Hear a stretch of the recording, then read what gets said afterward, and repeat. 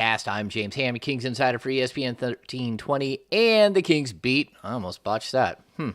Joining me today, Brenden Nunes from the Kings Pulse podcast. Brenden, how are you? Wearing your saucy A's hat. Doing good, doing good. Getting some crap from Sean about my hat while he's wearing Oh, that what do you shirt. mean? I don't know what's going on here, but it is what it is, I guess. I'm I doing like, all right. I like your hat. I like your hat. Yeah, okay. Sean does look like he's ready to go to a discoteca. This is a Tiger Woods golf polo, guys. Yeah, Go hit it's the golf- it's go hit saucy. the I links. think I saw Avery, our friend Avery dare you. in media relations How wore dare that you. shirt. All right, and of course, Fox 40s, Sean Cunningham. What's going on, Sean? Oh, not much, guys. Good to switch to a little Kings basketball after a few days. Team on the road, playing very, very well, but kind of been immersed in NCAA coverage as the college tournament just sweeps through the capital city, and the crowds at Golden One Center are unbelievable. Like, March Madness looks really good on Sacramento, and they pulled it off very, very nicely. You guys remember last year I went to the Final Four at the Superdome. It was nuts. I mean, that was like coming out of the pandemic, sort of, not all the way out of the pandemic. 70,000 people in the building with no one wearing a mask. That was a little sketch. But just the way that they were able to break up the lower bowl into the four teams that were there and their fan bases, and then switch out the student sections and stuff, it was amazing. And you know what? Like, we're gonna start the show in a different way than we normally do. So again, if you're watching here on YouTube, give us a thumbs up if you don't mind. Subscribe. We've been gaining subscribers here, just like we have on the Kings Beat. Subscribe to the Kings Beat. Go to thekingsbeat.com. Become a premium subscriber, and you will get invited to Thursdays Off the Record with the Kings Beat Virtual Happy Hour Part 12. I don't even know what I was calling this one. I wrote it down somewhere. Maybe, National Voice. We're going back to Sam Amick. Sam Amick is going to join us, and he has such a unique perspective because Sam, of course, was the beat writer for the Sacramento Bee when the Kings made the playoffs way back in 2005, 2006. So to have Sam come in and be there as part of the happy hour, Sam was one of our first guests on the happy hour like over a year ago, and the Kings Beat was really small then, and the Kings Beat is not really small anymore. So to get Sam on the show, I think is going to be cool because a lot of people who weren't able to be part of that are going to get to listen to our good friend Sam. And again, he's super close with Sean. He's been a mentor to me and to Brenden. Just an all-around good guy, and I think he's a perfect fit for this happy hour as we careen towards the playoffs, which is absolutely shocking to say. So again, we're going to start the show differently in that we're going to start with the business of basketball. It's got to be a record. Yeah. Typically, we don't start the show with the business of basketball. Typically, we don't do a Sunday show. This show just kept getting pushed back, and it's because the Kings had back-to-backs on Wednesday, Thursday, and then all three of us had responsibilities on Friday, and then Saturday they had another game. We were going to do it yesterday morning, but at the end of the day, putting out podcasts like 2 hours before a game doesn't really work for anybody because it's old content by that point. So we're going to run this thing on Sunday, which is different, but we're going to start with the business of basketball because both of you guys went to the NCAA tournament at Golden One Center, the first two rounds, and talk about just magic. Like, Sacramento got to see absolute magical moments with Princeton winning in front of Monty McNair, Princeton grad, and in really the NBA home of Pete Carrill, the late great Pete Carrill, who passed away this last year. So just why don't you guys tell me what was the vibe, what was the totality of the event that you guys have covered over the last couple of days? Brenden, you go first because this is new for you, yeah? Yeah, I'd never been to a college game, actually, prior to this. Yeah. So I think what stood out to me initially is kind of what James said about his Final Four experience, where there's an entire section coded in one color for that fan base, and that was very cool to me. And obviously Pops, you're just seeing an entire orange section for Princeton. I didn't know the Monty McNair connection, actually. That makes it even better. But it was great, man. And you start to see, obviously, everybody's going to root for the upset. So the first Princeton game, when they managed to beat U of A, you could kind of feel the energy in the building start to build up once it realized that just might be possible. It was a great time, man. And there being 4 games in a day is amazing. And I think that Doko did a great job, not just Golden One, but Doko in general did a great job of hosting that, because they kick you out after the first 2, at least for peasants like myself. I don't know about media like Sean Cunningham over here, but they kick us out after the first 2, and Doko is just totally crowded. But I think they did a great job of hosting, and makes me think that, maybe there's some all-star potential here when it comes to hosting. But when it comes to the games itself, I thought that it was a phenomenal time. First time seeing a college setting, which was very unique and different than the typical Sacramento Kings setting. But Golden One was had some great energy in it. It was a good time being there. Yeah, picking up on that, I mean, they did. That was, and you nailed it. I mean, the way, from a logistical standpoint, the way the arena handled those crowds, which, I know if you're watching on TV, you can kind of see some empty seats sometimes, because especially if it's in the early session, because they have, the student section roped off for the next team to come through. So TV doesn't really do it a lot of justice. But that arena had 15,000 people on average, and I was curious to see what it would look like in the second session, which was yesterday, because you only have the 2 games, so you don't have the, hey, early doubleheader, this crowd now has to leave while the other crowd funnels in. And I remember talking to some people about how that experience was. What was it like outside? And they said they had it under control. I didn't hear a negative thing about it. And a lot of those people who did attend the morning session also doubled down and had tickets to the evening session. So all you literally do is walk out, go down a line, turn around, and funnel back in again. So because they do have to clear it out and try and clean it as best as they can. And look, it's what's really impressive about it is Sac State is your host. So you have a lot of the staff from the Sac State basketball team, the program, the university. You get some help from neighboring colleges, people who've been here before. You bring them in, and this is old hat to them. It's a lot of the same people that used to do it when it was back at Arco Arena, when it was a lot harder to host an event like this. And we talked about that last time, that was really the impetus of getting a new building, was when the NCAA said that Arco Arena was no longer fit to be able to host this awesome tournament again. So it does so much for just fans coming in. I wanted to see, that let's face it, this is not a college town. And you look at Sac State and you think about commuter school, you think about a really shitty gym that they play in that barely hosts 1,000 people, and they pulled it off just in such grand fashion, and it looked like they've been there before. It looked like it runs as if like it's a well-oiled machine, and they're used to these types of crowds all the time. So very, very impressive the way it was all set up. They turned the practice facility into, from a media standpoint, that's where you're seeing all the press conferences. So you have your media, your writer's room, where all your media is filing their stories. They walk over into, it's all in the same practice facility area, so the Kings literally open up their doors and the NCAA just takes over. And it's run by the folks at Sac State and a lot of the people around them, and they really pulled it off nicely. And of course, to be there for Princeton, man, like, you had 16,000 people last night. First of all, UCLA always travels well. Northwestern had an incredible presence in that building. That game was sensational yesterday.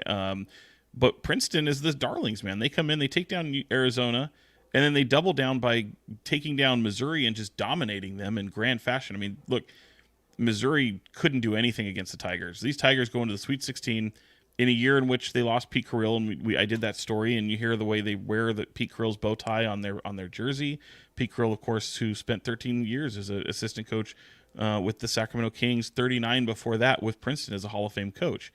And so they feel his presence. Here they come into his second home in Sacramento and do this. So now the capital city is going to have like a special place in their hearts for that university going forward. And it's kind of sad that they're leaving Sacramento as they embark on their next journey for the Sweet 16, because they were the darlings of the tournament. Nobody cheered louder than what Princeton got. And to see the Arizona Wildcats and their fans absolutely stunned, and then to double down and see Missouri just absolutely crushed was so wild. And that's the beauty of the tournament. So and you pointed out, look, yeah, Monty McNair, he's the GM. The Kings are going to the playoffs. The last GM that took them to the playoffs, was Jeff Petrie, another Princeton grad. So Princeton and the Kings, man, kind of ties go are hand deep in hand right now. Yeah. I didn't get to make it out for the tournament. We had games. We had Kings games on basically every day, except for Friday. And Friday I already had a commitment to go out to Sky River Casino and hang out with D'Lo and Casey while they did a live show. That was spectacular. Sean, that's out in your neck of it used to be your neck of the woods. Have you been out there? It's their sports bar is nuts. So it's funny cool. that casino used to be called the Mall to Nowhere because they were going to build a mall out there, and then it failed, and then you had recession and all this stuff popped up. So to see what they've done with that property and turn it into a casino, I have not been inside it yet. I've driven by it. I've had opportunities to go, but I just haven't done it yet. So good for them. I'm glad that event pulled off very well. Seeing the pictures and the videos, looks like a great place, a great venue that we might be able to take advantage of sometime. Yeah, I'm feeling that. I'm feeling that big time. I thought it was just absolutely spectacular. They have a stage in the sports bar.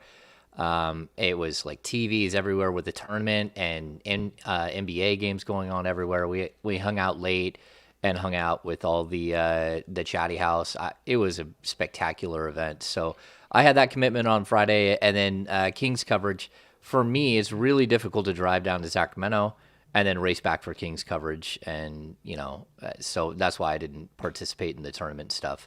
It's kind of like Sean's job is to cover sports in Sacramento. And so while the Kings were out and about, sometimes you got to go and do other things like the tournament. Brenden, next time you need to get a media credential. I think you just didn't know where to reach. Like, it's kind of weird because they didn't hit us up. Like, typically in the past, like, we've been hit up like, hey, if any Sacramento media wants to go to the tournament, like, here's where here's a portal. And like, I didn't see anything come out for that. And so, yeah. My outlets are also very King specific, and I enjoyed being at Golden One as a fan. Like, it's been a while since I've gotten to do that, so that was kind of fun. How much were the tickets? The first session I actually paid $6. I'm also very much a upper level, but as close as I can in the upper level. That's usually my go-to. First session. You went to your seat. You went to your seat, right?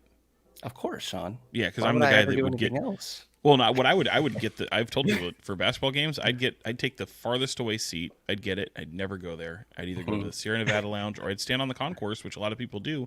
And you're fortunate and able to do that for basketball games. Concerts, obviously, that's a little different story. You can't do that, but the view from the concourse, if you don't mind standing, is that's my favorite. I mean, it really is.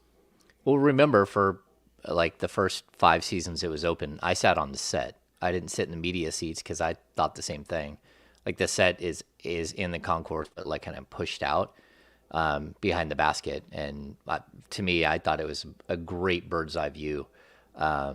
Anyway, yeah, I'm glad that you guys were able to experience it because the last time NCAA came through, I remember Lonzo Ball, TJ Leaf, Cincinnati was there with some players. Mick Cronin was the coach, and now he's the coach of UCLA. Oh, okay. And then Oregon was there with Dylan Brooks.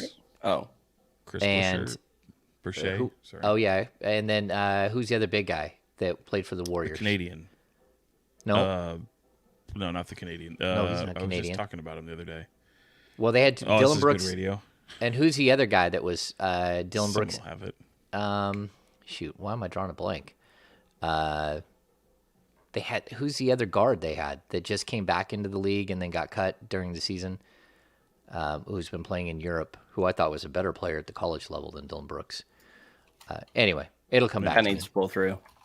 Yeah, someone will put it up. Yeah, it was a. By the way, someone asked about the camera that I have. It's a Sony. That's all I know. I'm not that type of photographer. Gotcha. They just hand it to. We got another camera that's coming in too. Bell. That's the one. Jordan Bell, Long Beach. Jordan Bell was a big man, but then they also who was their other guard that was a early second round pick. I don't. Anyway, it'll come eventually. Like, my brain kind of works that way now. Yeah. So like, is it not Peyton Pritchard or Tyler Dorsey? Tyler Dorsey. There it is. Tyler Dorsey. Tyler Dorsey was good in college. If Pritchard was on there, he didn't play. I don't think because I don't remember seeing him. Yeah, But he's a freshman. Yeah. Yeah, I just remember that Lonzo Ball was so quiet, and they had their coach's kid, Steve Alford's kid, was like the guy who talked all the time. Yeah, and I remember Lonzo Ball either hit his 3-point shots or miss so egregiously that you thought he was going to break the backboard. and his mom had a medical thing happen to her while she was attending and kind of screwed them up. Yeah, family. Yeah. But actually, Riley points out Kenny Wooten of Manteca. Not only was he on that team, kind of a fun little aside is Kenny Wooten was a teammate of a kid named Titus Verhoeven, however you say it. Anyway, Titus is on Northwestern. He's now on his third college though. Titus was a freshman with Kenny Wooten on Manteca when they won their first state basketball title at Arco. And Titus was just playing with this team. And Kenny actually went out. He was an NBA player, G League, played with the Knicks for a little while. Pretty decent player. But it was fun that those guys were teammates and won a state title. And Titus is still in college and still playing. And he's just wrapped up his season here in the loss to UCLA. All right, so we sat there and we went through the business of basketball early. I think it's really fitting. I hope they keep coming back to Sacramento. Maybe a second round would be cool too. Although the first round is so much fun because that's where the upsets are real, true upsets. So I would like to see the first round continue in Sacramento. But while that was happening, the Kings just took a machete to the Eastern Conference and ran through first the Bulls with the "I'm fucking nice" game from De'Aaron Fox. Then we get the Brooklyn Nets, who were supposed to be incredible defensively, and the Kings fed them through the wood shredder. And of course, we have the Kevin Huerter injury. We've got the Kings follow up those two wins with another impressive win on Saturday over the Wizards. This team is rolling. And I think it's crazy to watch because they just keep finding new ways to get it done, but also you can see them improving almost on a game in and game out basis. That's what I love. It's that you're actually watching the growth of something. It's organic. They're different. They're winning in different ways. Let's start with the Bulls game. Fox, of course. Well, actually, in that game, there's something that happens which was so uncharacteristic, and for it to happen twice in one game, I thought was really crazy. What do you guys think about the fouls from Harrison Barnes?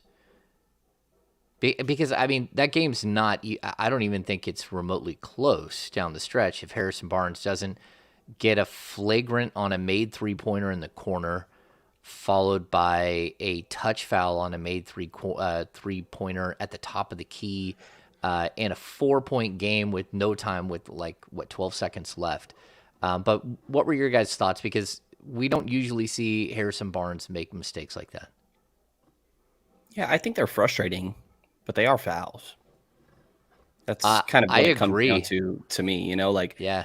I get why if you're in their corner that you feel a little agitated, but especially that one on DeMar at the end of the game, it being a 4-point play is ridiculous, where that's the only way they could get back in the game. Watching it back, I get, like you said, touch foul is a great way to put it, but technically that is a foul. I don't know if how much that really affected the shot or anything, but yeah, Straight up. as Javon says in the chat, yeah, Barnes did touch DeRozan's elbow. He did. You watched his hand go barely. As the elbow hit him, he goes, hey, man. That's what it is. Right. It sucks, but it's a foul. Right. Sorry. Yeah. Sean, what were your thoughts? Not much. Look, the Kings have found ways to win games that they almost piss away. It's just the way it is.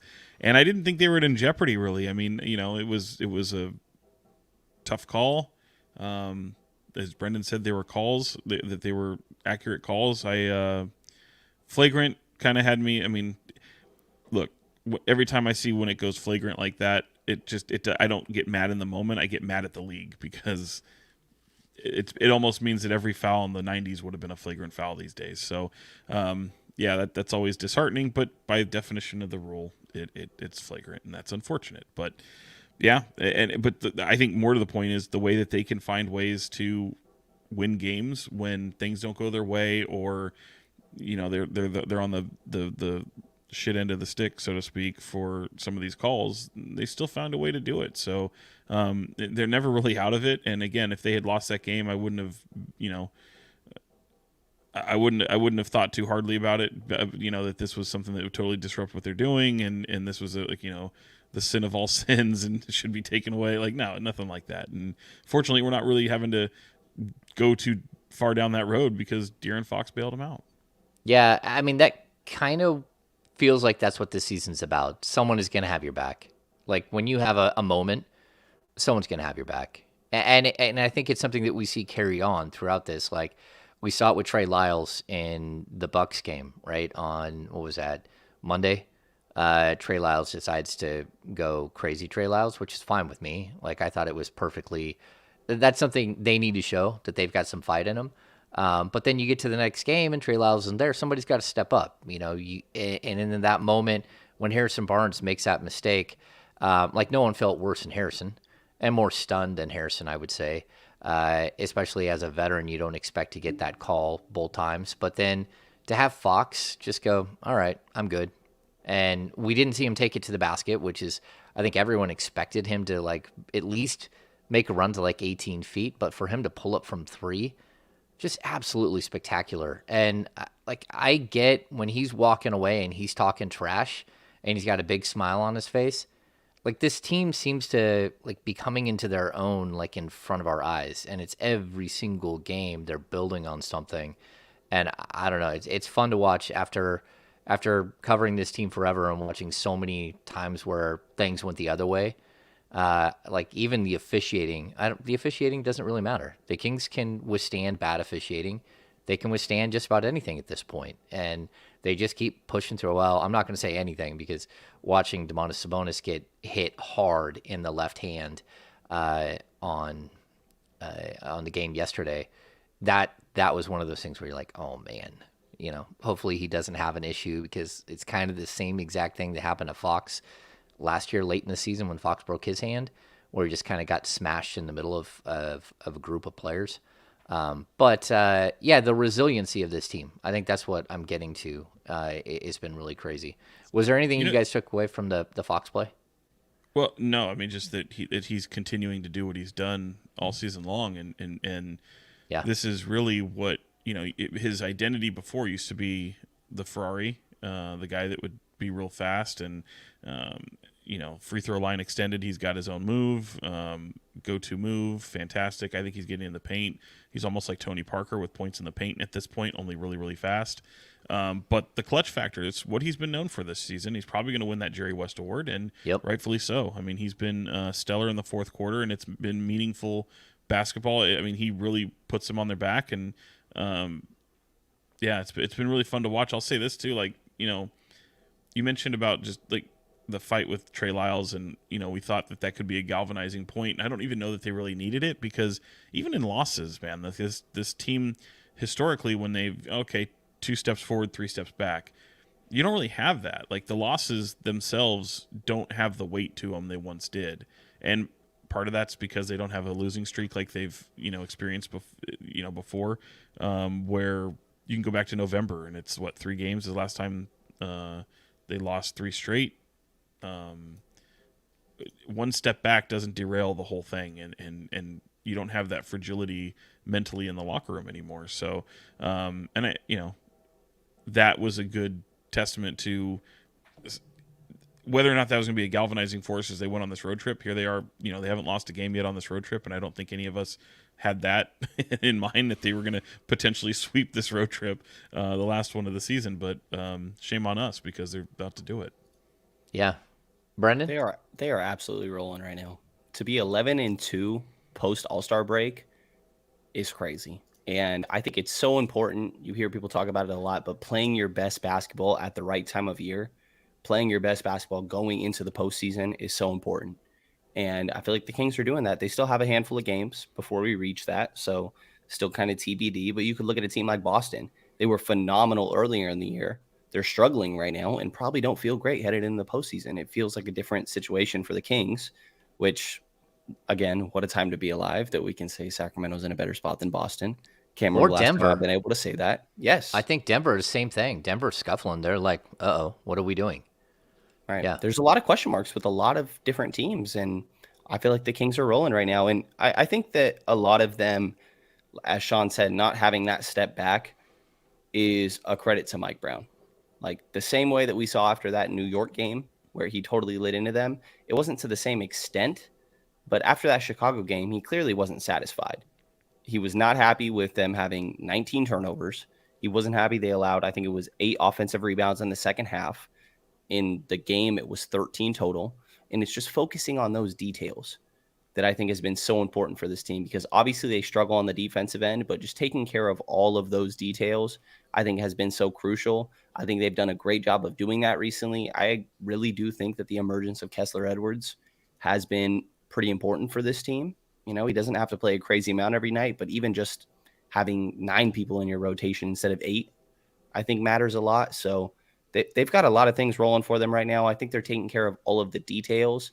And to see them win games on the defensive end is so important. I think that's why Coach Brown came out after Brooklyn and said, like, we needed to get a win like that all year.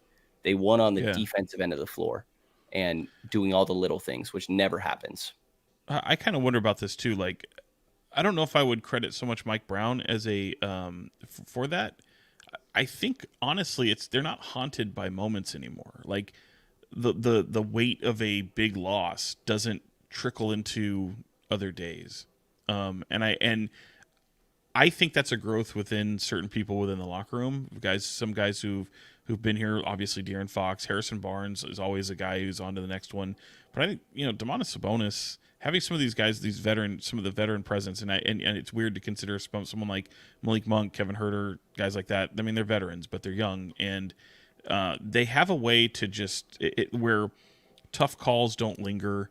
You don't really get haunted by some of these steps back. I mean, you're able to always think of the next game, and when they go out there, it's a fortitude within the locker room to where it's on to the next one. You hear Fox, I mean, he sounds different this year, like in terms of the way he looks at games ahead. He doesn't get too far, beyond the skis of what lies ahead with them. And once the game's over, he's immediately talking about what's the next plan, what's the next game.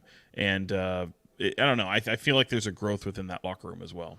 Yeah, I'm going to say that's where I think I disagree with you, Sean, on a lot of the Mike Brown stuff. Like, I think culturally, this team hasn't had a coach that's been able to get the team to believe in themselves in the way that Mike has, where you can have a next day mentality. And, maybe it is that Fox hit a certain level of comfortability or whatever. But I mean, this is a guy that I think last year, like, none of us would have been surprised if he was traded at the trade deadline. Right. He's a player that, like, he wasn't going to ask out, but that didn't mean that he wasn't thinking about it. Like, you kind of had that feeling that it was like, okay, like, how much more can I put up of this chaos? And, coach is getting fired 17 games into the season. And I think that, yeah. And I think that Mike Brown has been able to, like, build something in place, and his staff. Like, because I watch his staff. Yeah. Domantas Sabonis, man. It's the I get pressure of not having to be the guy with no talent around you, with people who aren't up. Again, it's the De'Aaron Fox almost doing backflips when they got Domantas Sabonis. I mean, had conversations with the guy. The guy was like, "Yes, this is perfect. This is exactly what we need."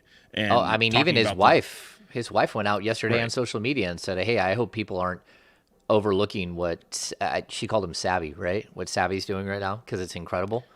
I get you. Her point too was don't take it for granted. Like you almost come to expect it, and it's I think for both of them, and it's why it was so necessary. I was talking to Alvin Gentry, who was he had just in these past few days, he's out there rooting on Chris Collins, who his father Doug Collins. Alvin was an assistant coach on there, and I mean, just gushing over the role that Sabonis has played for this team, and Oh yeah. how it makes it's like he's almost like this octopus, if you will, who's got his tentacles on everything. That it's the nucleus of this roster, and it's brought out the best of so many people, including De'Aaron Fox. It's like, and I'm not trying to take away from the job of Mike Brown. That's not my intention, but it's like what to me the bigger aspect is Domantas Sabonis making so many people in that better, that even so to where Mike Brown listens to him. Mike Brown identified, and he's like, no, we have to identify a style of offense. It was Domantas Sabonis who said we should play this way. This is what we should, and he listened to him. That's a huge feather in the cap of Mike Brown, to be able to listen to your players and adjust, and it worked. And you think about how this thing started off, and it was clunky, and there were some people within the organization freaking out, over a 0-4 start. 0-4 start, yeah. So again, it's that didn't derail them, and even when they do lose a game, or one that's perceived to be this big game, or you look at a game like Milwaukee where they show some fight, to me they galvanized around it. To me, it's like a rallying cry for them. You don't have Trey, who cares? Go out there. You just lost Kevin Huerter, and then they go out. I mean, look at all the different roadblocks that come up, and they still find ways to win. And it's really impressive. No, I totally agree. I just think that Mike Brown has as much to with the culture of the team as anything. And again, I'll point this out. It's not like Sabonis had bad players in Indiana, and they didn't have this kind of. I mean, we're talking that he had a good team. At certain points during his time there, even his last year, it's not like their team was so bad that you couldn't win games. It just wasn't the case. And so that's not to say that hey, he was playing for a bad coach there and he's playing for a great coach here.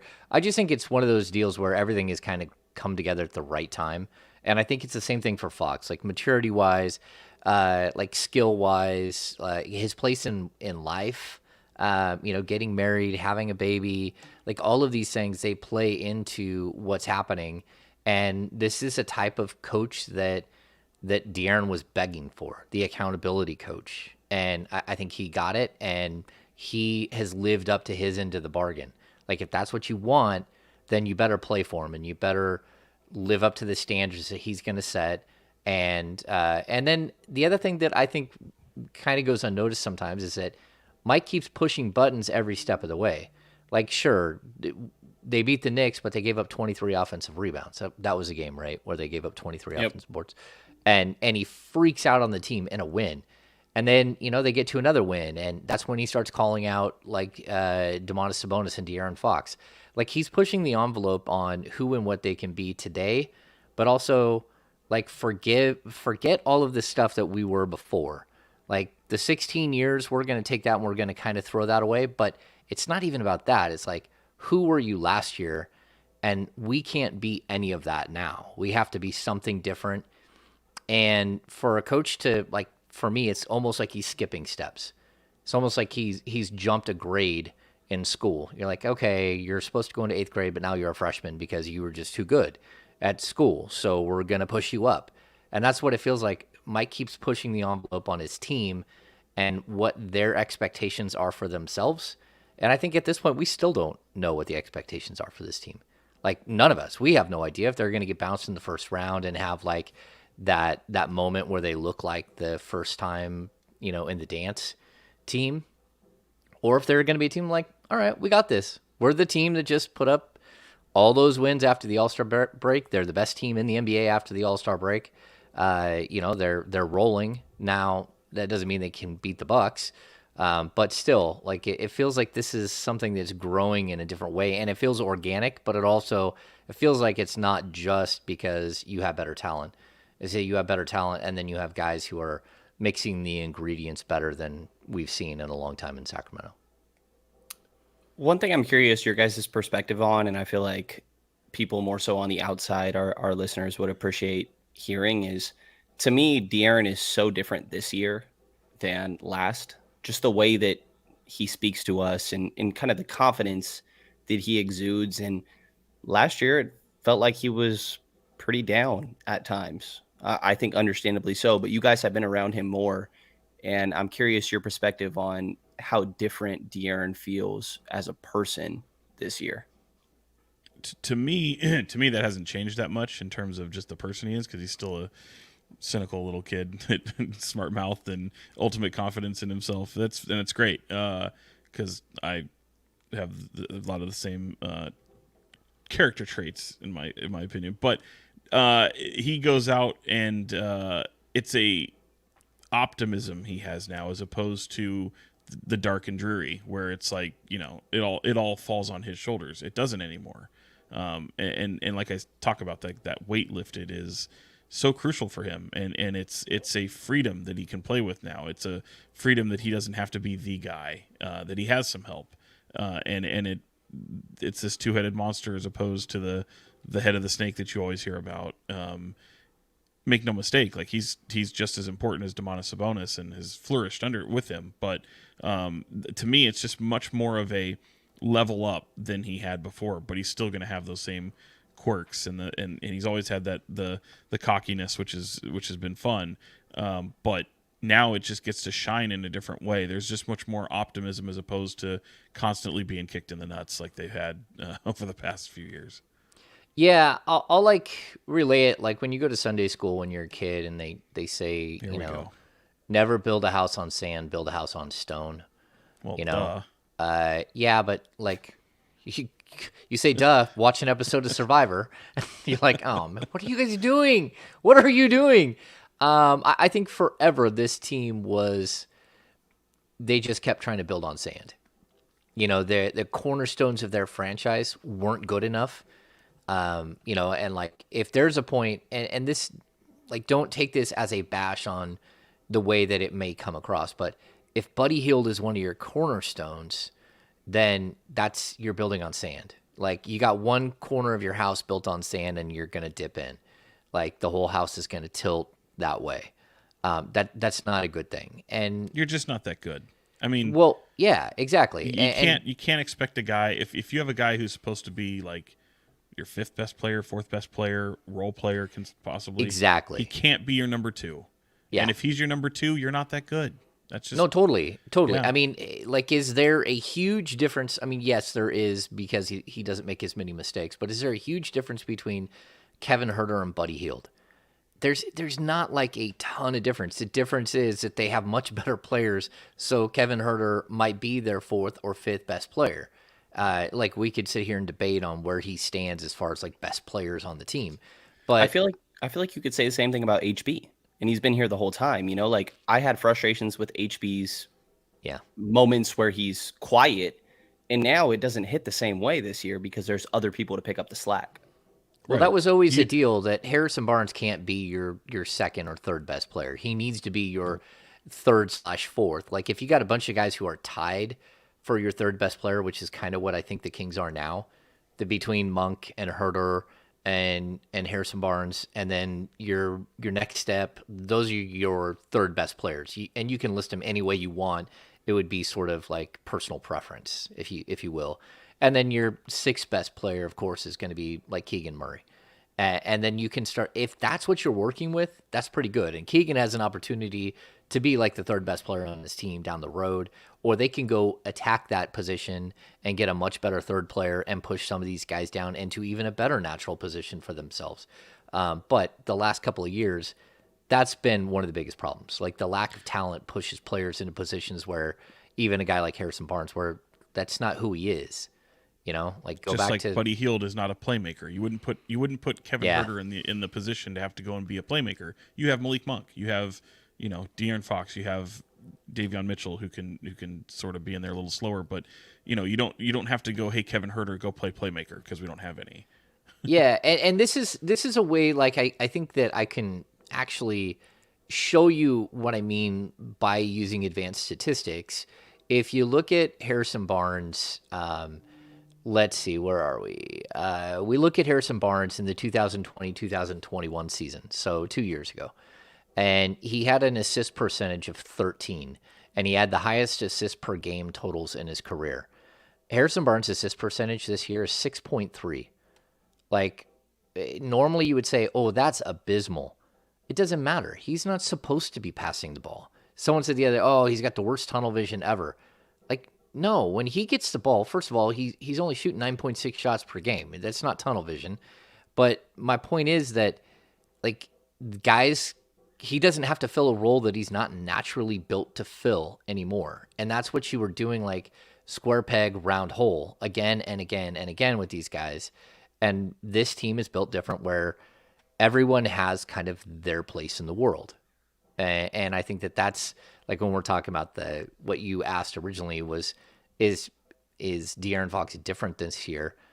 I thought, honestly, last year, I thought they broke De'Aaron, and I was worried about what the repercussions would be for that. I thought, like, by like January, February, like when he took the 8 games off, and we never really got like what exactly was a sore foot. What were they saying, Sean, last year with the 8 games? It was ankle, right? Maybe, but it was like, what's going on here? But it was also, I mean, he was playing. He wasn't playing good. He wasn't playing like De'Aaron Fox, you know. Yeah, I felt like they fully broke him, and I was worried that they may have ruined him. Took the ball out of his hands. He was trying to learn to play something, again, turning him into something he's not. It's like, again, they do that. And that's what beats guys down. It's like when you're trying them to turn them into something that they have not been. It's one thing to have a player, because, again, all these guys were star players in high school, college, whatever. Yeah. You put them on an NBA team, they have to play a certain role. He was playing a certain role, and all of a sudden it's like, all right, ball's out of your hands. We're going to be better this way. Now go stand in the corner. Go. De'Aaron Fox standing in the corner is not good for anyone. And we saw how that worked. So it was, you had to figure it out, and they did. And now they're reaping the benefits of that. Yeah, I mean, I think, Brenden, to answer your question, though, I think we're seeing the joy of basketball back in De'Aaron. The smile is back. Like, that's the biggest thing. Like, I think that there was a point when they traded for Domas, it was like, holy cow, like, he's going to be, this could save De'Aaron. And sure enough, it saved De'Aaron. And like, we can, like, it does, a lot of that is Domas. A lot of it is Monty McNair making one of the biggest gambles that you're going to come across, because this thing has worked out so much better than anyone dreamed it would work out. Like, don't let anyone tell you they thought this team would win 50 games this season. And if they do, they just aren't being honest at all. There's no way anyone saw this type of, like, growth from one year to the next.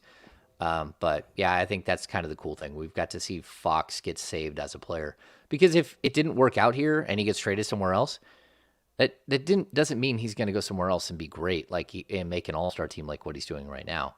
You don't know what it could have done to his career. I mean, we've seen many, many players in the league, like, he wasn't going to wash out. He has a lot of money on the books, but would he ever have reached the potential that he reached this year somewhere else? And you don't know the answer to it, but by fixing his mental and, like, putting him in a better space, and then giving him somebody to literally hold up the franchise with him, I think they saved De'Aaron. So, and he in turn has saved the team as much as they've saved him. So it's kind of a cool give and take thing. Yeah, it's a two-way street, and it just takes the right formula.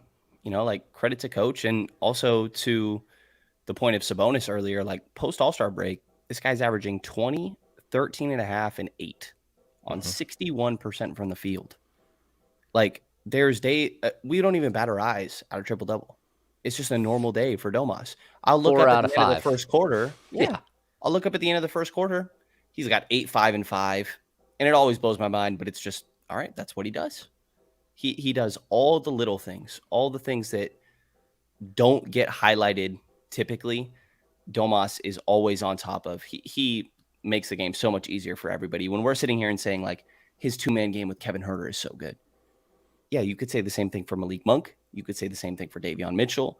And it's like, Fox. At some point, yes, if everybody's 2-man game is good with Domas, that just means Domas is great as making his teammates better, at enabling his teammates. So I think just as much credit is deserved to Mike Brown. I think it goes the same way for Domantas Sabonis, De'Aaron Fox as well, and everybody on this roster. Monty McNair for assembling this entire team, but everything has come together, as you said, James, more than anybody could have expected it to. Yeah. Okay, so let's touch base on the Kevin Huerter situation. The Kings dodged a bullet. It is a right popliteus strain, which Popliteus. popliteus. Popliteus. Okay, so and that is a muscle on the backside of the right. Well, it's on his right leg, sort of like on the back of the knee and part of the hamstring bundle. Like from what I know, the Kings were pretty concerned about a knee or potential ankle injury that night. And as soon as they got him back in the back and started working through and started to figure out what it was, there was like a huge sigh of relief. I don't know that we'll see Kevin until maybe later in the week. Maybe a little bit longer than that, but like I would be surprised if they rushed him out for the back-to-back. Just because we're deep into the season. We just hit game 70, and sometimes when something like this happens, the body not only needs to recover from the beating you've put on it, but also from the injury that's occurred. Sean, do you got anything more on that? I mean, again, they're thinking it's day to day and it's a light strain. Yeah, and they're thrilled. They're thrilled that it's not more serious. And, Yeah. They practiced at Georgetown University today. He was able to get shots up. So Kevin Huerter doing Kevin Huerter things. And if you don't see him in basketball uniform in gameplay for the next look, they play Tuesday and they don't play until the weekend. So you've got a nice little stretch here, even if you hold him out against Utah, hold him out against possibly Boston, that you could hopefully have him back by the weekend if need be. I mean, day to day is always funny. It's going to be pain tolerance, see what he can do. Hopefully have his mobility back, and real lucky. And then Brenden, I'm going to hit you with the follow-up. How shocked were you that it was Kessler Edwards that was starting at the shooting guard position, and not either Terence Davis or Malik Monk or Davion Mitchell, whatever, who pick your poison, but the guy who just joined the team and all of a sudden is finding his way onto the court gets to start. I think it makes sense. I was a little focused on college basketball, so I hadn't thought prior to that who should be starting type of thing. But previously we'd seen Terence Davis. I think they don't like to mess with the rotations. Like you want to keep Davion and Malik coming off the bench the same way that they had been. And I think it makes sense for Kessler, especially when the two guys I feel like we've seen him do such a good job on are Devin Booker and Anthony Edwards. And then you're going against Bradley Beal. I think it's the same type of prototype. So I think that makes sense.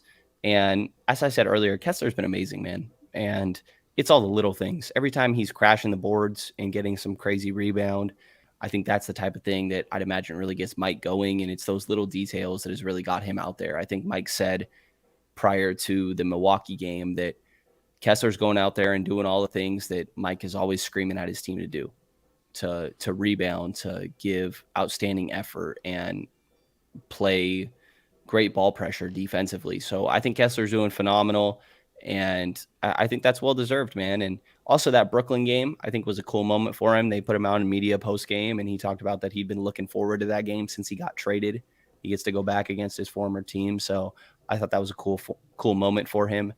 And the only thing I'll say on Kevin is I didn't even know I had a popliteus. Is that the right word? Popliteus, yeah. Popliteus. I didn't even know that I had one. Or I guess have two of them. I have two. Yeah, I didn't even know that existed in my own body until that. So It's a learning moment. Sounds like something you don't want to catch. Yeah. Isn't it been a season though of weird injuries to like things that we don't usually hear about? Whether In it's what way? like, well, not for the Kings. I was going to say they've been pretty fortunate. Yeah, the Kings have been fortunate. But like even the Steph Curry injury was a weird one. Yeah, that was a totally strange, very strange injury. Now, Sean, does Kessler Edwards' addition change your outlook for the summer on what the Kings should do?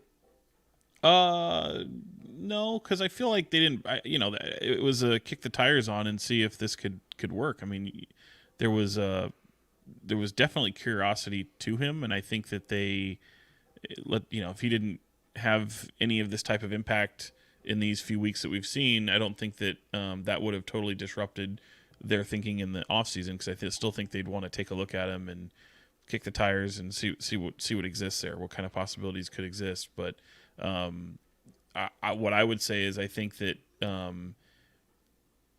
they're thrilled with what he's been able to do in small stints, and I think that's what really sticks out, because you get guys who sometimes can't take advantage of the moment in which it's provided. We talk about Rashawn Holmes and how sometimes there's a bit of a wind up there for him to get going, as opposed to someone like Chimezie Metu, who have his like ups and downs throughout the season, but at least when he gets in there, he knows he can do one thing well and run the floor and all these things. And it's like, even though he can make mistakes, like he understands exactly what's expected for him.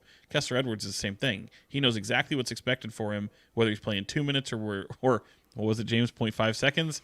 0.5 seconds. He played more. Or even coming in and starting for Kevin Huerter. My whole thing is, I think there's so many guys where you don't have to worry about offense with them at all, because they infect the game in different aspects, and he's one of them. And for a team that sorely needs length and defensive presence and just really, I'd even add basketball IQ on the defensive end and understanding spacing, he's doing quite well, and he's checking that box. And that's why I had to ask Mike Brown in 2 or 3 I think 3 different ways, like, has he opened your eyes, or has he kind of, do you almost have to pencil him in for rotational minutes?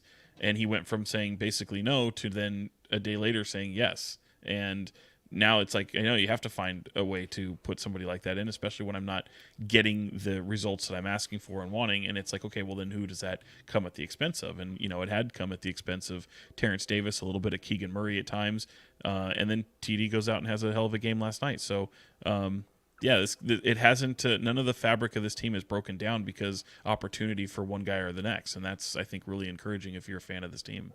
Yeah, Kessler has come in and kind of played the KZ Okpala role that we saw earlier. But to me, the big difference, rebounding deserves a shout, but it's that offense that you were talking about, Sean. Like, KZ at moments looked unplayable on the offensive end, and like, as much as the Kings need defensive help, they make their money on the offensive end. That's where this team wins games. Yeah. They just have to do enough on the defensive end. So it's great having that guy, but his confidence on the offensive end, shooting the ball, I think that game against Phoenix really stands out. He has a horrible miss late in the game from beyond the arc, and he has a big turnover, and he almost still comes.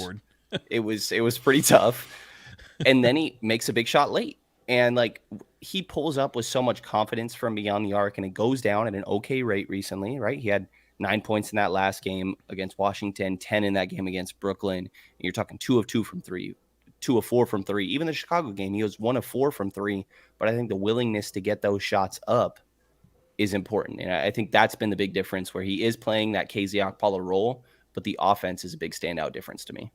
3 of 3. He had a confidence. He didn't miss a shot last night, Yeah, and I'll bring up too, like when we were looking, first of all, he's only 22 years old, which is crazy.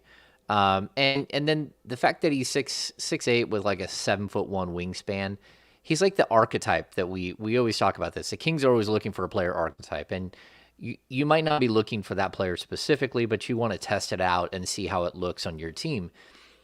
And then I go back to the trade deadline. Like, the Kings, like, legitimately, from everything I hear, they were in on Matisse Thybulle, like, all the way up until they weren't, until they lost him. And they actually, there was a point where they thought they were about to get him, right? And then it didn't happen. Like, this is a player that all of a sudden you look at, sort of mixing in what Brenden is saying about his ability to shoot the ball, his willingness to shoot the ball. If you mix that with his versatility as a defender, the fact that he might not be an all-league defender like Thybulle, but he's not a tremendous step backwards. And so basically he brings some of what we saw from KZ, some of what you see from Thybulle, but at 6'8", he can defend the 2, the 3, and the 4, where Thybulle's more of a 1, 2, 3. You already have a guy who can defend the 1 in Davion.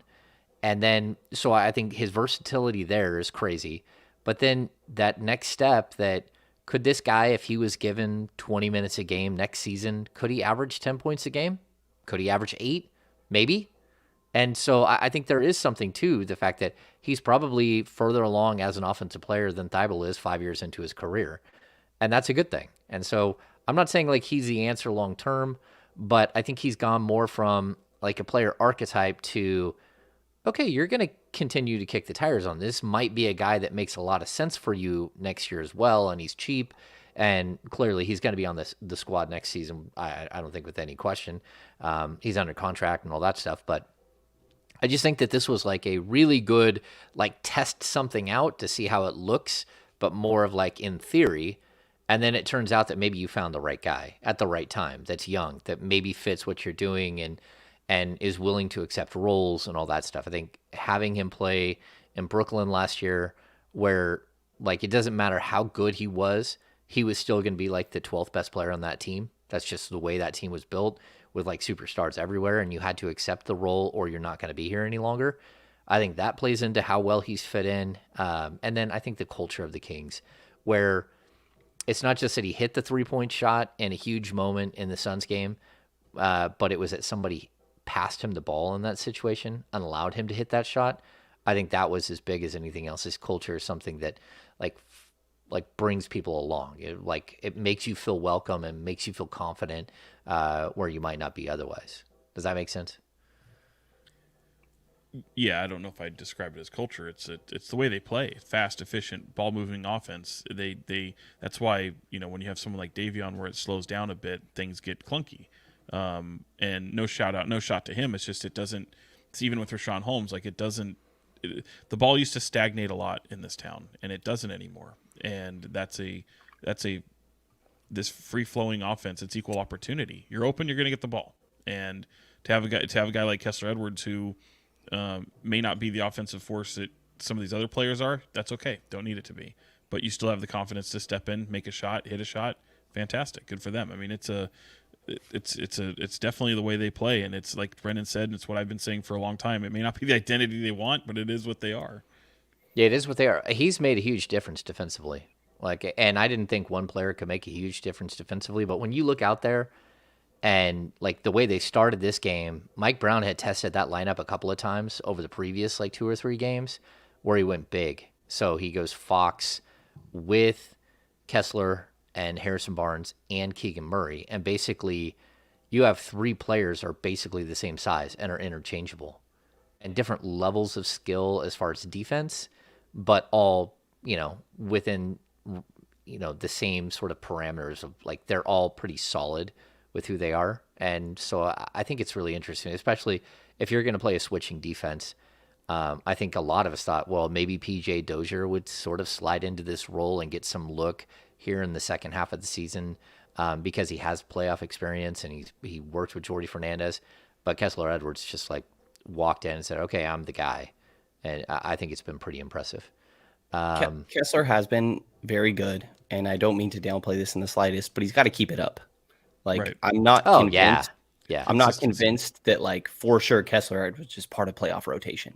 If he keeps it up in these final games, then sure. But there was a moment in time earlier this year where I thought KZ Okpala, I feel like a lot of things we're saying outside of the offense, like, I was very encouraged by what he brought on the defensive end. So Kessler's been amazing. I don't think he's game-changing necessarily. I don't think that I'm looking at Kessler Edwards and being like, man, this really changes the long-term projection of this team or anything like that. Like, they still need a long-term answer of a defensive wing, and I don't know that Kessler is that guy. I think his emergence is great. Again, I don't mean to downplay it at all, but it's been 5 games.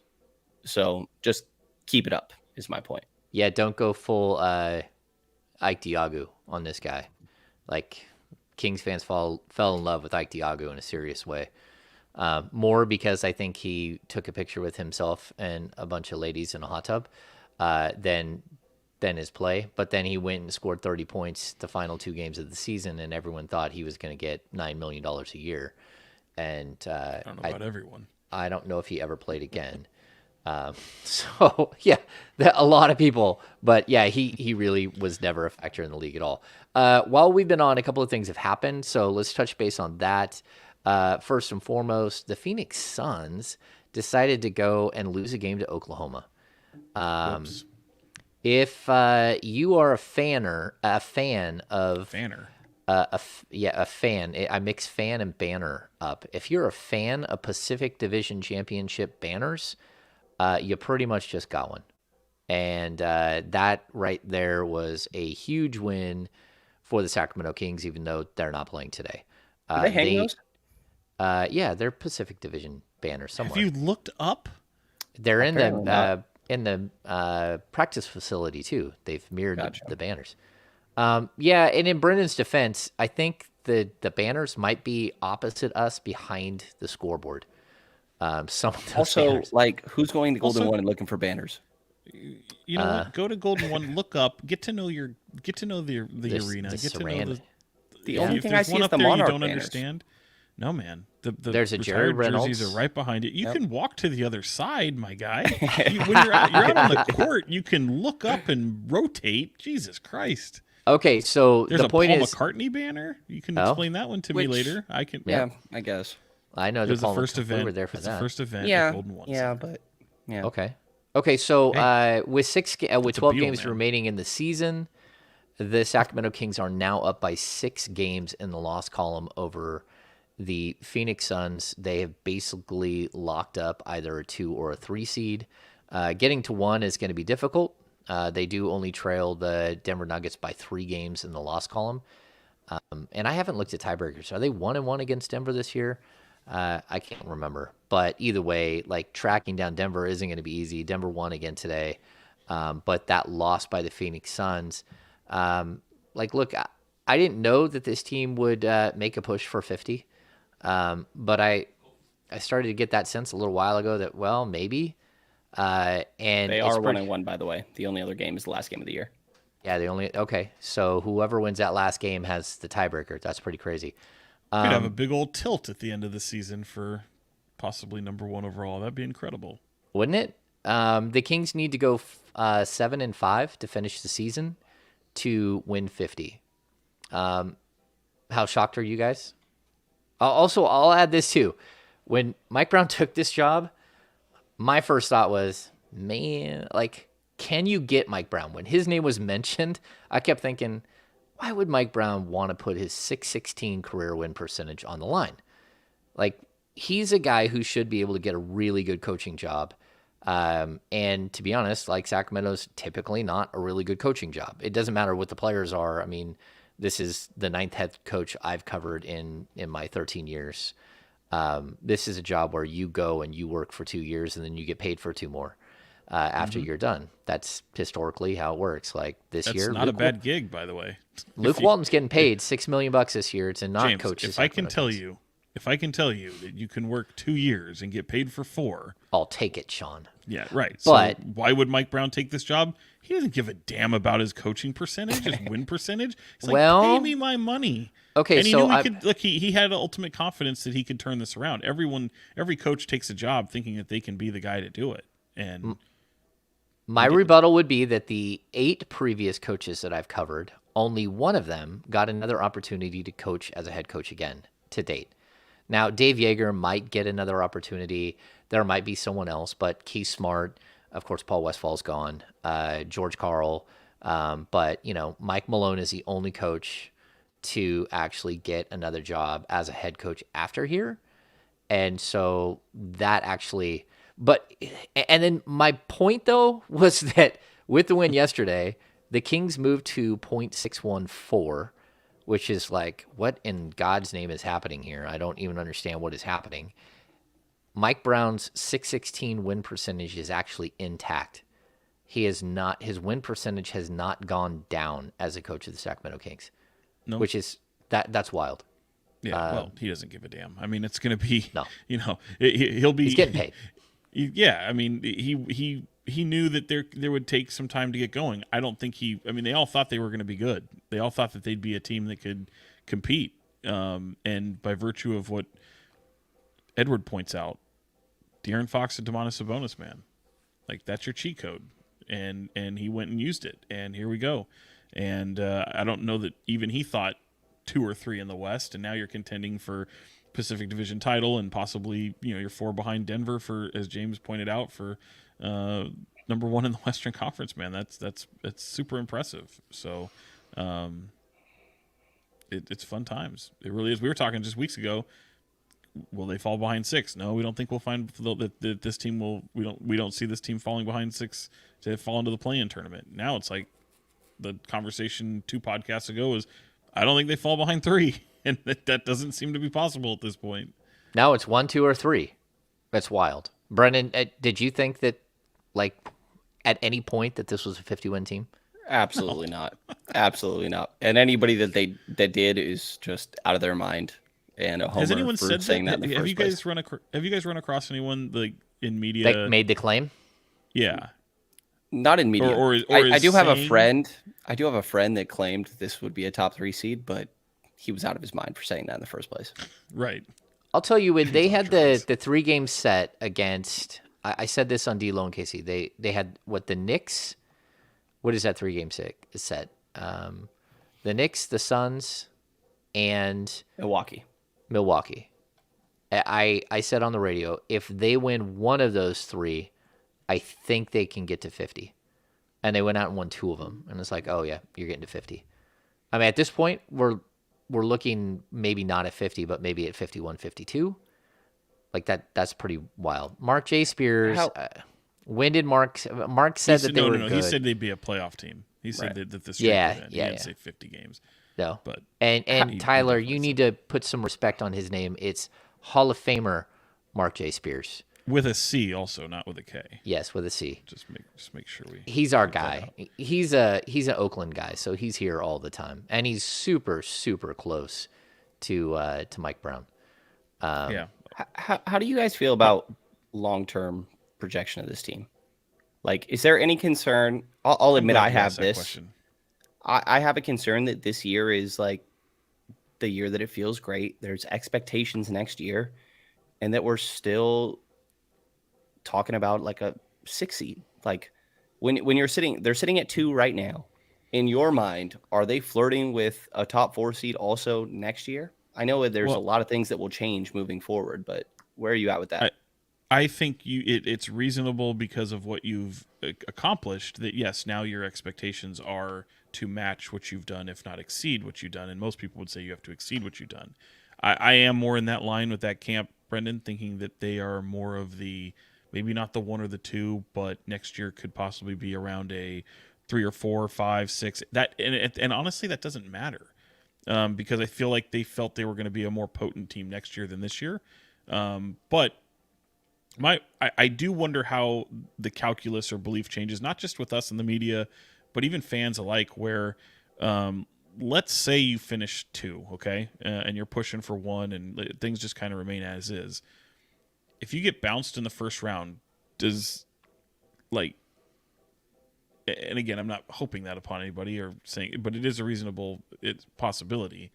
If you're bounced in the first round, does it change anything? Like, what changes about the possibility of that happening? Maybe you have to see how it happens first off, but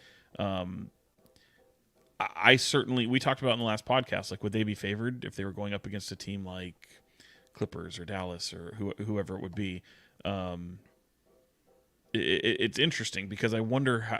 I honestly don't know. I haven't gotten to that part where I can come out and have like a this is what I feel moment, because I honestly have no idea. I'm as curious as anyone to see if they win a playoff series. Well, certainly that's going to me, it's like that changes everything. Like, now you have expectations. Now you got to go for it. Now you got to really, not to say you don't go for it if you lose in the first round, but I just wonder how much that is a setback if you understand what I'm saying.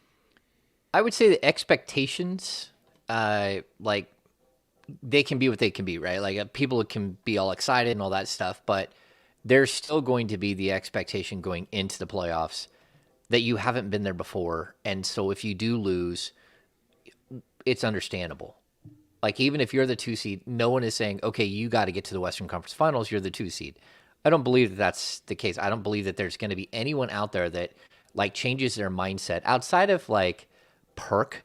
Like, thanks Kendrick Perkinson for jumping on board like this late in the party. Like I don't think there's room for you on the bandwagon, but go ahead. Outside of someone like that, like saying, oh, I think that they can go to the Western Conference Finals. Like, okay, well, where were you like 2 months ago? That would be, my point, right? It's kind of like, who cares? But like, I still think the expectations is exactly what Sean says. Well, are they going to be favored in the first round? I think the best possible thing for the Kings, if you look at the playoff schedule, is a 4-5 matchup with the Suns and the Clippers. So one of those 2 teams is no longer there in the second round.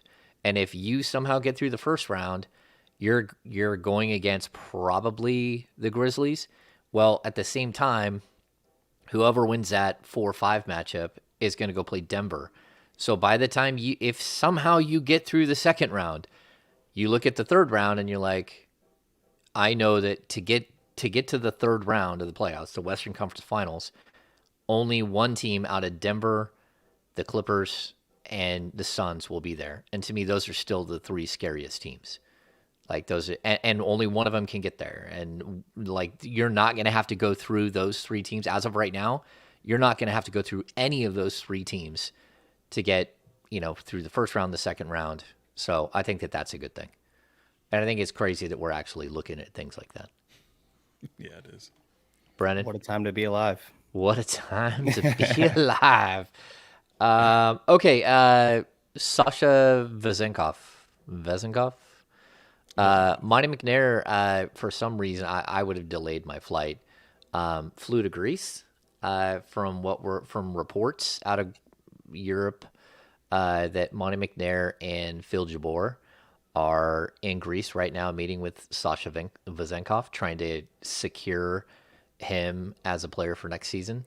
Is it a meeting so much as it's we're here to support scouting trip? We're watching scouting.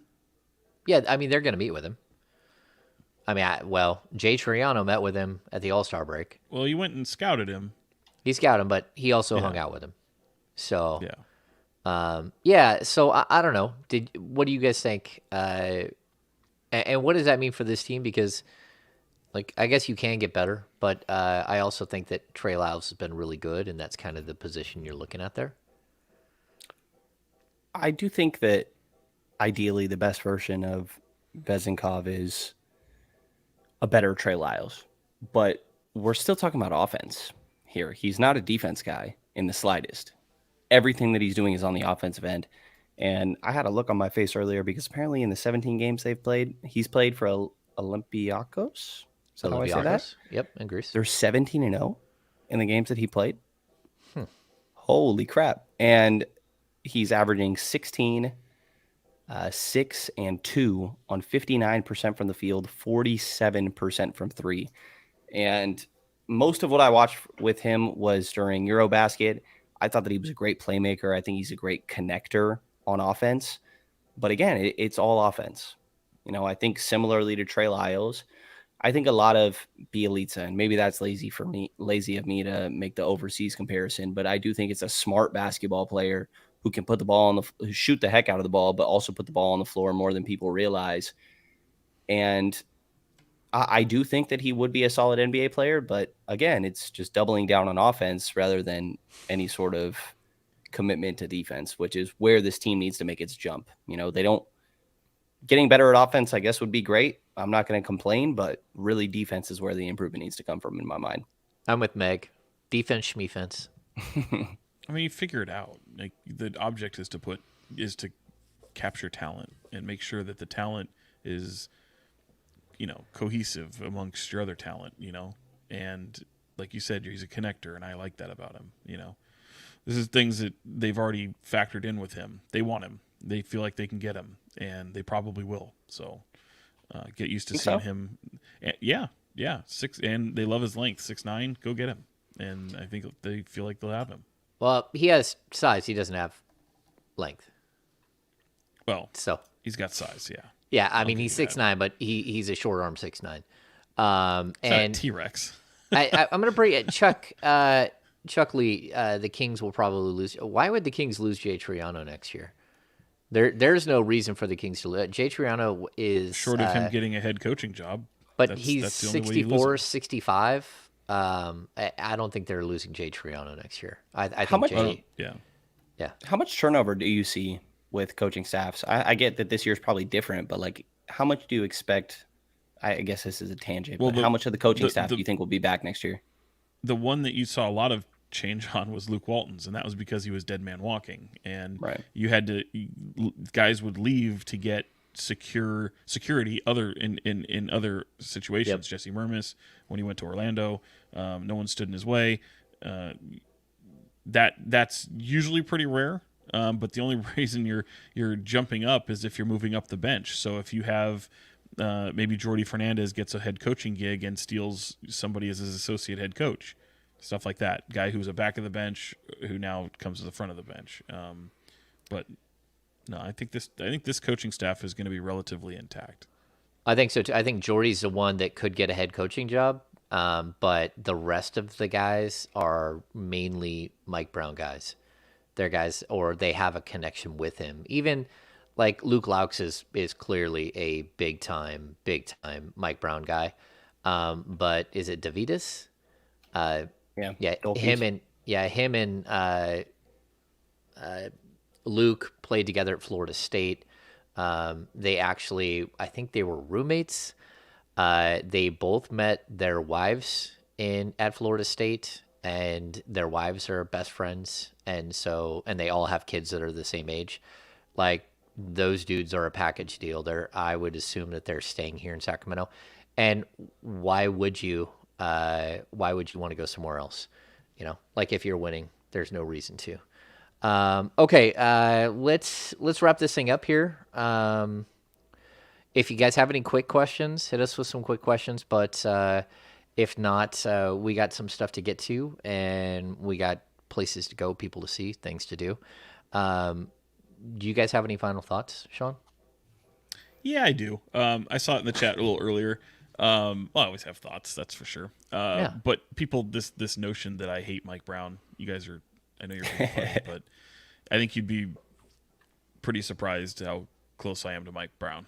And if you listen to this podcast, you know that I've been nothing but complimentary toward the guy. So, I will say this, like, we're talking about some of these things that the Kings possibly could do, winning of 50 games, taking number 1 in the West. Yeah, if they do that, there's some the calculus could change a little bit. I'm not saying it takes that to do it, but I like to point out that I made that comment about the Coach of the Year thing in 18 games to go in the season. So I'm not saying I'm wavering on that by any means, but it's just an opinion, guys. And I told you how my philosophy was, but yeah, there's no hatred towards Mike Brown. That's ridiculous. Can I ask you who you would vote for? Yeah, I said not Mike to be that guy. It was between.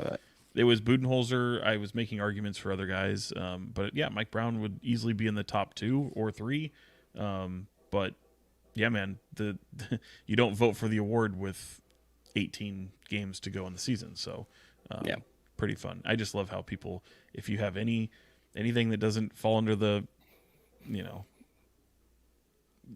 somewhat critical of the organization, they just, he must hate somebody. No, it's not like that, guys. It's silly. Okay, let's hit this question. How much Trey Lyles make on the open market? Who cares? I think he's flirting with 10. It's March 19th. What Don't let that keep you up at night? No. 2 year, $8 million. 2 year, $8 million. What? 3 years, $4 million a year? No Yeah. way. Yeah. No way. No. What do you and that's expect, not a knock Brenden? on him. Max him out? Give him the it's full like 8. mid-level? I think it's like 8. You don't All think right, so? let's say it's between that, 6.5. That's fine. Like 8. We just Well, see I have the a world tough time change. seeing him getting 3 Do you year, think like a 18. 325 is crazy? Yes. I think that's crazy. I'd be less inclined to do that. Okay. But how about this, Brendan? If you have Vezenkov and you know he's there, how's that change your mindset? Yeah, Trey Actually, Lyles who's is not everyone asking us irreplaceable. about Scream 4, by the way. Yeah, I don't know why. Or I guess it's the same guy. Asking you, not me. Jim Garfunkel, would Sasha be on a standard rookie contract? No, Sasha. No, he was drafted over 3 years ago, and if you don't come over for 3 years, then all of those constraints go away, and so he can be signed to whatever it is that they want to sign him to. STD is short for standard now, huh? Yeah, but he was also like drafted damn near a decade ago. Yeah, it was a while ago. Yeah, STD. Yeah, good. That's true. I missed the STD. Tony is all about Scream 4 here. This is interesting. Tony. We're not sure why you're pushing Scream 4 so hard. He must have really liked it. I haven't seen it yet. And I'll tell you guys, the Kings were hoping to sign him on a minimum scale contract, but like a 3 or 4 year minimum scale this last year.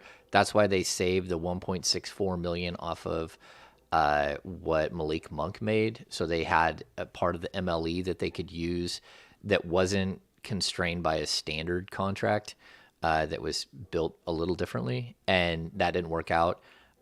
He wanted the biannual exception, which is about $4 million. I don't think he gets Bogdan Bogdanovic $9 million a year contract to start the 3-year 27 the Kings gave him, but he's probably going to make some money, at least 6. I would say maybe the biannual exception of $4 million, but that would be a huge pay increase for him either way. Are you guys shocked the Bogdanovic deal? Yes, that's what I was going to ask. Stunned. I'm a caught me off guard. I'm a little surprised by that. Yeah. I love Bogey. He's a good dude, but no, I mean, you've got a new direction with that franchise, and that was like their first move, and it was a little surprising, but good for him. I'm glad it happened. Does that mean that Trey is done there? I don't know what to make of the Hawks right now. I mean, they're just they're kind of a mess. Let's see. I think that's it. Brenden, do you have any final thoughts? I don't know if I do. I guess the Princeton team apparently is staying in the hotel across the way from me, and I will say it was pretty awesome yesterday watching them come back and get this amazing entrance at the front of their hotel. They had people cheering for them like crazy as they walked in the building. Well deserved. And also watching them run an offense that is comparable to the Kings offense, but also in a much lesser extent was kind of fun. So shout out to Princeton because they were an enjoyable experience this weekend. Good luck. Okay. Jim, thorough kill. Would I be surprised if the Kings drafted Chris Murray? No, I wouldn't be surprised, but I don't think Chris Murray will last that long in the draft because the Kings are all of a sudden looking at a pick in the early to mid 20s, which who knew that would happen? But yeah, the answer is no. I don't think he'll be around, but if he does somehow, or they can move up to grab him, I think that they probably would. Okay. Do we have anything else we need to answer? I don't even know what some of these things are. Domas' hand okay. Yeah, it sounds like Gary Gerald put out a tweet that he talked to Domas and he's okay. I don't know that for sure, but that's something. I'm pretty sure if we could trade bodies with Domas and G-Man had asked us after getting hit like that, hey, is your hand hurt or are you okay? No, I'm going to be out a month. Domas on the other hand, nope, good to go. Yeah. I would be like, yeah, I'm down. I'm going to miss a bunch of time. Okay, so a couple of things from me. Best barbecue. Number one, in the show notes here on YouTube, and if you're still watching on YouTube, give us a thumbs up if you don't mind, and subscribe. Don't listen to Sean and don't do double thumbs up. That's Sean's thing. But I got a new office chair, which is amazing. So shout out to Michael, the Kings fan, who hooked me up with Someone bought you a chair? No, but he sells them on the Facebook chair. Marketplace, and he may have reduced the price because he's a Kings fan. So I was able to get the plug. a very, very nice chair because my back is shot and I have to have a nice chair. Why don't you pick it up? Let's see what it looks like. Well, it's behind me. So. No, I'm kidding. It's do your back wonders, wouldn't it? It's one of the what's the? It's like losing my mind right now. I can't remember the name of it. Also, in the show notes, I have and in the email for the podcast, I have a link to a GoFundMe for my friends up here. The principal at Bear River High School, his wife has stage 4 metastatic breast cancer. And it's been a brutal year and a half, but when the year resets, it's even worse because now you're faced with new high deductibles. And so they could use help if anyone out there is so willing. If you went to Granite Bay High School, in the 90s and 2000s, he was a teacher there, and Principal Roberts up at Bear River High School and his wife could use a helping hand, which is a GoFundMe that I've been running for the last year. But again, it's in the show notes here on YouTube, and it's also in the show and the email that goes out.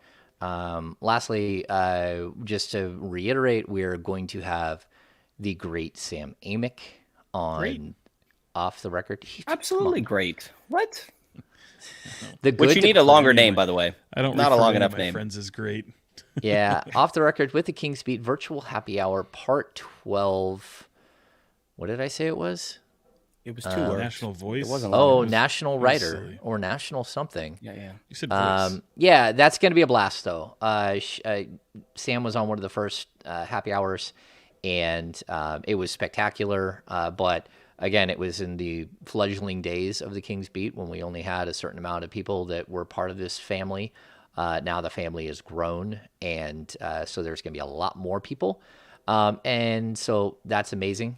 And so big thumbs up to having our good friend Sam on the show.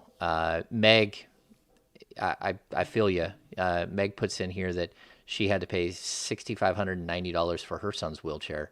And Meg is a good lady who is a huge Kings fan. And, so these things happen. Let's see. We've got something else that's cool happening. Is this one going to make us feel bad? No. Okay. On Beehive, there is, if you're a subscriber to Beehive, they have not had a comment section. And this week, I've been told on Tuesday or Wednesday, the comment section is being created and dropped in.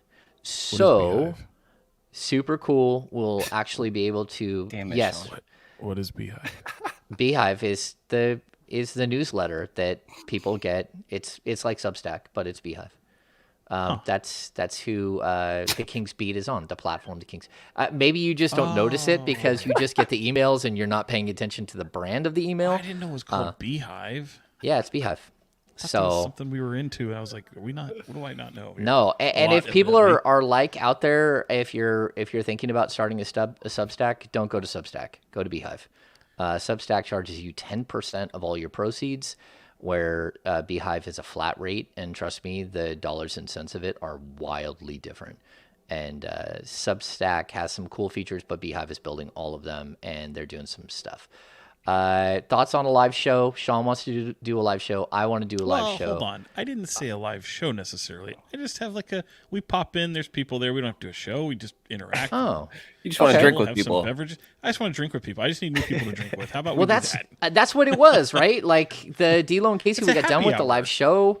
Yeah, so if we do a happy hour, and we do a live happy hour. Happy hour. It doesn't have so to be you don't want to do a show. Show. Oh, see, now that's different, Sean. That's easier to figure out. Yes, I'm not trying to make it complicated. I said now that we are out of the pandemic, so to speak, this was designed to be able to make we can have some stupid thing. We don't have to host a. I was like, you can keep saying all these things. I was like, well, it doesn't have to be. I was like, we don't have so to we do just a all show. tweet that I'm drinking at this place at this time. However it comes together, I think I'd be cool with it. But yeah, and the injury report off the record, man. If we're doing a show, it's kind of like there's kind of a recorded version of this. So, well, there's not though. I don't record the versions. So for tomorrow's game, Kevin Huerter is officially questionable. Trey Lyles is also questionable with right shoulder soreness. That's just something that we can tell you on the way out the door. And Rob H, the happy hour, it's going to be Thursday, which is, I don't know, whatever 4 days from now is, March 23rd or whatever that is. I don't know. From 5:30 to 7:30, you have to be a premium subscriber to the Kings Beat in order to get the invitation, which, again, these things are a blast. They're the cornerstone of the Kings Beat and what we do. The happy hours are bomb. And Amik's amazing. And Amick is amazing. He's a great interview, and he's been on the podcast probably. So is Sean Cunningham. Sam Amick, right? Yeah. It's awesome. All right, well, that's going to do it for this edition of the Kings Beat podcast. You guys are done? No final thoughts? Sean, you're going to bitch about the rain? You're going to bitch about the rain? Is it raining? People know where I stand. Sean clearly has to. Are we out of the drought? We're out of the drought, right? We're done with that, right? I don't know. We don't. I don't know. This? They're trying to inject it back into the veins of California, like the groundwater and all that. That's pretty incredible. I kind of want to put out one of the giant like 500-gallon tanks in my backyard and just store water, and so then that way I will be drought ready forever. The playoff drought will be over, and now the real drought is over, and cool. Okay, Bring on the sunshine. lastly, how many wins the Kings get? What? They got to go 7-5 to get to 50. I think they hit 50. I've been saying 49 because I'm scared of the number 50, but I think they hit 50. What are you scared of? I just doesn't don't like, want to jump commit out to and haunt something you like guys. that. Yeah. And we still have 194 people in here. Hey, give us a thumbs up if you don't mind. So what's fun is the Warriors are like in the 7th seed. So if that's how it ended up, and let's say they exited the play-in tournament as the 7th seed, could be a Kings and Warriors playoff series. That'd be fun. That would be cheaper for us to travel to. Answer the question, Sean. Answer the What was it? goddamn question, Sean. 50 or no? You can't handle the truth. Yeah. How many games we got left? 12. James said They go they 12-0. They 7-5. win No. 55. You don't think they win 50? I think they go 6 If and I was 6? betting, sure, why not? Let's make people happy. 50. How about that? Let's go. I got 51. 49. 51. I 51. did it. I said 51, and Melissa says 52. Melissa, I think you're probably going to be right. Really? Okay. That's 9-3. Yeah. I mean, you keep winning 8 of 10. That's kind of been the trend here. 8 The of 10, 80%? 8 of every 10. Yeah. Yeah. Interesting. All right. Somebody in the chat points out my Harrison Barnes wash take. I will never say the word washed again in my life, by the way. Yeah, you failed. You can't use that anymore. Yeah, mistake by me. Rookie mistake. He is still trying to watch Are you still rookie? the Harrison Barnes. Year 2, yeah. you're right. That's funny. All right, that's going to do it for this edition of the Kings Beat podcast. Thanks for joining us here live. If you're on YouTube, give us a thumbs up on the way out the door. If you're listening on the audio file, again, thanks to Prize Picks for sponsoring the podcast. And thanks to these two gentlemen for joining me. So for Fox 40, Sean Cunningham and Brenden Nunes from the Kings Pulse podcast, I am James Hammer, Kings Insider for ESPN 1320 and the Kings Beat. See you very soon.